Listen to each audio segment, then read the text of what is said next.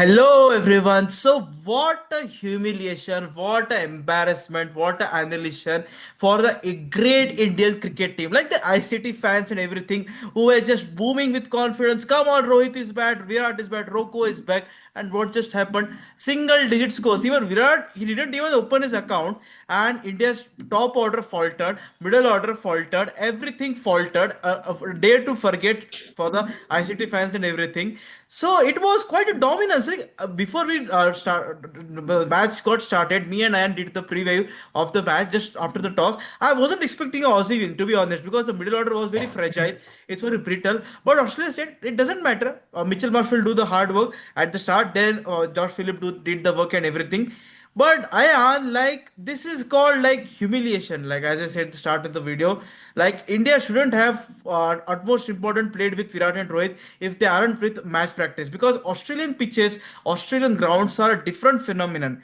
There is extra pace, there is extra bounce, there is extra seam movement, swing movement. It's not easy to play in Australia. Even the big players have faltered. Even South Africans, Graeme Smith and England's and every other players. But India, literally, like it's a shameful performance they put up after so much hype being created. Yeah, it was a very bad performance, very pathetic performance to say the least. One-sided game in court. No, we're notwithstanding number of multiple rain interruptions that really affected the Indian batting. Yes, it did. In the sense they lost their three early wickets. I mean, Rohit and Virat, we knew they're going to struggle. Somewhere down the line, I thought they will struggle because it's not easy to come back after 7 months playing nothing and then going into international cricket and start getting runs straight away. It doesn't work that way. And the Perth pitch was spicy, to say the least. And that's the Yeah. reason why Australia won the toss and decided to bowl. Once Rohit and Virat went away, think that Rohit and Virat failed. But what did the others do? That is another question. You can say, okay, why Virat and Rohit, they should fail, they should be dropped and everything. Then you should drop Shreyas Iyer for that matter. Then you should drop Shubman Gill for that matter. I mean, the only two people who at least showed some resistance were KL Rahul and Akshar Patel. The rest of them were just flops. It was a flop batting performance, albeit the first three wickets were lost early only, and then the rains came in, and multiple rain interruptions made it tougher for India. I agree. And DLS will obviously favor the side batting second and everything. And Australia won the toss because Shubman Gill doesn't win tosses nowadays. Like other captains, like some other captain, he never wins tosses. He lost a crucial toss. Weather was around. Australia did the right thing by bowling first because there was moisture on the surface, and they knew that weather will be a factor. So completely dominant performance. It was only one team that turned up. It was basically battle became between Australia and rain. India were just mere participants because there was a threat that rain will might affect might abandon the game and help India get away with a no result. That was a possibility for an iota of a second. So dominant performance by Australia's B team, as many will say, because Australian mid batting was totally new. Bowling man, there was still Hazelwood, there was still Stark, there was still Ellis. But the batting was totally new, especially apart from the top two, Head and Marsh. The rest of them was totally new. They were not required because the bowling did the job 130 odd in 26 overs. I mean, Australia will chase it any day, and they chased it down with ease in, I think, 22, 23 overs. So it was an Yeah, yeah, easy yeah. victory, 26 over game. So easy victory in the end. I know many Yes. people said they should have chased it down in 15 overs, but no. That doesn't work that way. But you bat according to potential. Yeah, Indian bowling is there. Indian bowling is not gully cricket or schoolboy cricket or EA Sports. They have some good bowlers. Give Yes. them the respect. So good Like victory. Really, convincing win, one-sided game. Nothing to speak about for India. No positives apart from maybe KL Rahul and Akshar Patel's batting. That's it.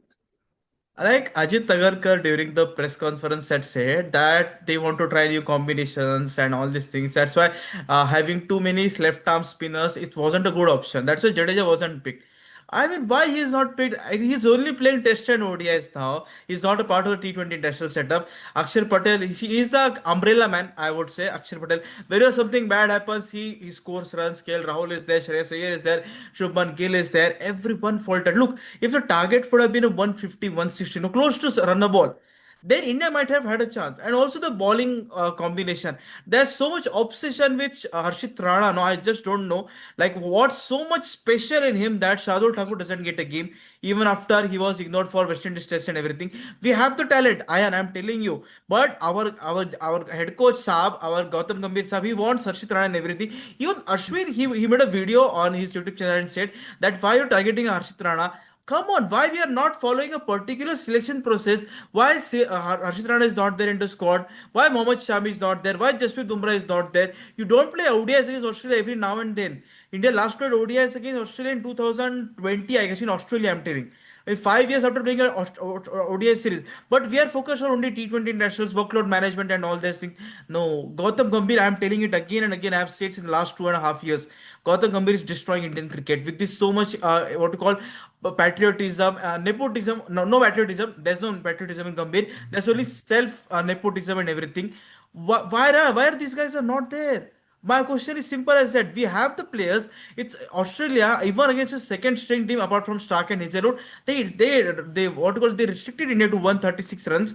Even that Matthew Kuhneman he took wickets. We should not forget Josh Inglis wasn't there, Aston Agar wasn't there, Adam Champa wasn't there, Alex Carey wasn't there. Even I was shocked like why these guys are not playing, but they have a proper workload management. They only have a selected players. They don't have a luxury like India. But we are what? We want Nitish Reddy. We want our own players. Harshit Rana only. No, no, no, no.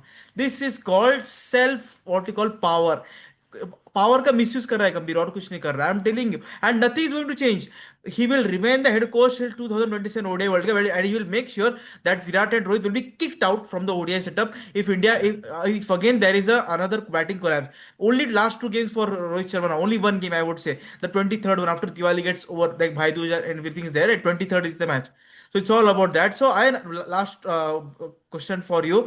Do you think India can bounce back? Because no doubt India has a talent and everything, but there is a difficulty in mindset. I would say they get easily frightened because Stark and Hazelwood are playing second ODI no matter what happens. Because 3 to 4 day gap is there, they will easily charge their batteries and everything. So what do you think? See, India has the talent and they can definitely bounce back. People will say that this was a shortened game and that affected India's batting flow, and that's why it couldn't get it. So let's see if the Adelaide weather. First of all, we have to see what the weather is like in Adelaide, because nowadays it's early season, so anything can happen. Rain can come there also, for all we know, in South Australia. But India can bounce back, and they have a decent record in Adelaide. I mean, among all the other venues, they have a decent record. And Adelaide pitch, we may not have the bounce or the movement that Perth had. So that might help India. And we know, I mean, I should not say this, but Virat Kohli loves playing in Adelaide overall. I'm not talking about latest record, but overall record. So maybe something might happen on the thing, but it's obviously Australia will be more confident and they will be buoyant and they will be the favorites, let me tell you, for the Adelaide ODI. There's no doubt about it. But India might bounce back, and for the series sake, we don't want a dead rubber on Saturday.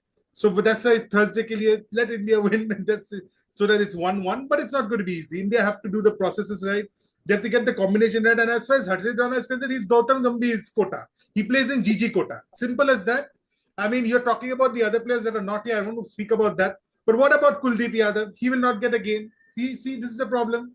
Kuldeep Yadav will only warm the bench because whenever it comes to batting depth, they'll go for Harshit Rana, they'll go for Akshar Patel, they'll go for Washington Sundar, but they'll not go for Kuldeep Yadav because Kuldeep doesn't know how to bat. As if he doesn't know how to hold the bat. As if you guys are giving me that message. Anyway, Gautam is always like that. You can't help it. And he'll remain coach no matter what, because if he loses, suppose Shubman Gill loses the series 0-3, he will say young captain, team in this, team in that. Some excuse or the other will be made.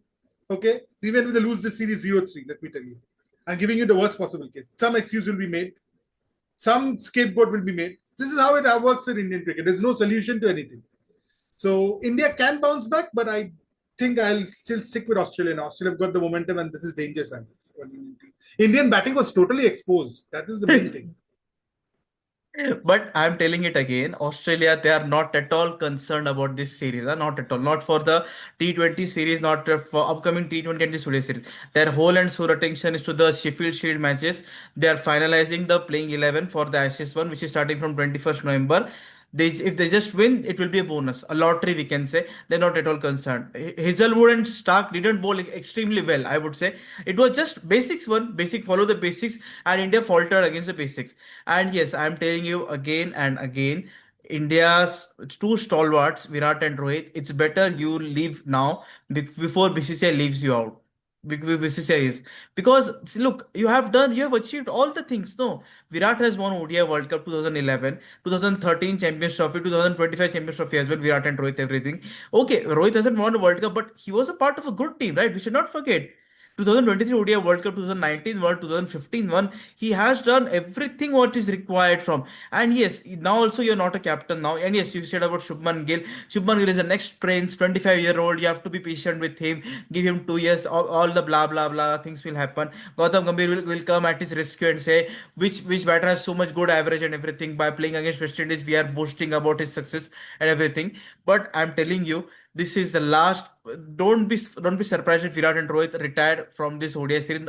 No matter what happens, even if they smash a century or not, it's a time for the next generation. It's not like you have. It's only 5 years international cricket. 15 years. Virat Kohli had come into the side in 2009. Rohit Sharma way before that, 2008, 2007, 8. You have done. You have achieved everything. But I'm telling it again here. These are all the brand and endorsements, PR team, everything. It's all about money, power being at the helm. They will play no matter what happens. So it's about the board to make them sit, or about the players to continue player, because captaincy has been snatched from Rohit Sharma. Very brutally has been snatched away.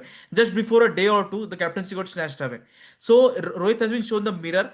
Like, look, you want to play now, then score runs, score, play domestic, and even if they don't play domestic or play domestic, they won't be entertained, I would say, because our Gautam Gambhir is the main, what you call, karta dharta कहते हैं ना, मतलब वो, he's the main mastermind behind all of this. So yes, nevertheless, what just happened.